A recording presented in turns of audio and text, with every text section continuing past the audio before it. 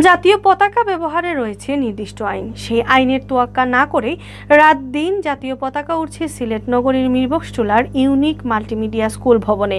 শুধু রাত দিনই নয়, স্কুল ভবনের ছাদে যে জাতীয় পতাকাটি উড়ানো হচ্ছে সেটিও ছেঁড়া।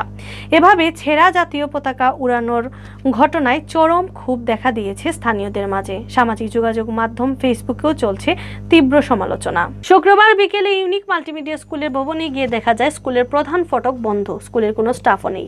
স্থানীয়রা জানান, স্কুল ভবনের উপরে অনেক দিন থেকেই জাতীয় পতাকাটি উঠছে। সন্ধ্যায় পতাকাটি নামানো হয় না। রোদ বৃষ্টিতে জাতীয় পতাকাটি বিবর্ণ হয়ে গিয়ে ছিঁড়ে গিয়েছে। কর্তৃপক্ষ তা নামানোর তাগিদ অনুভব করছেন না। তবে জাতীয় পতাকার এমন অবমাননার দায় স্কুল কর্তৃপক্ষ দিতে চাইছেন ভবন মালিকের উপর। স্কুল পরিচালনার সাথে সংশ্লিষ্ট আব্দুল ওয়াদুদ তফাদার জানান, এই পতাকা স্কুলের পক্ষ থেকে টানানো হয়নি। স্কুলের তৃতীয় তলায় ওই ভবনের মালিক বসবাস করেন। তাদের পরিবার কেউ না বুঝে পতাকাটি লাগিয়ে রেখেছেন। এ বিষয়ে সিলেটের অতিরিক্ত জেলা প্রশাসক শিক্ষা ও আইসিটি সত্যজিৎ রায় দাস বলেন, জাতীয় পতাকা একটি দেশের স্বাধীনতার প্রতীক। এই পতাকার যথাযথ সম্মান প্রদর্শন করা প্রতিটি নাগরিকের নৈতিক দায়িত্ব।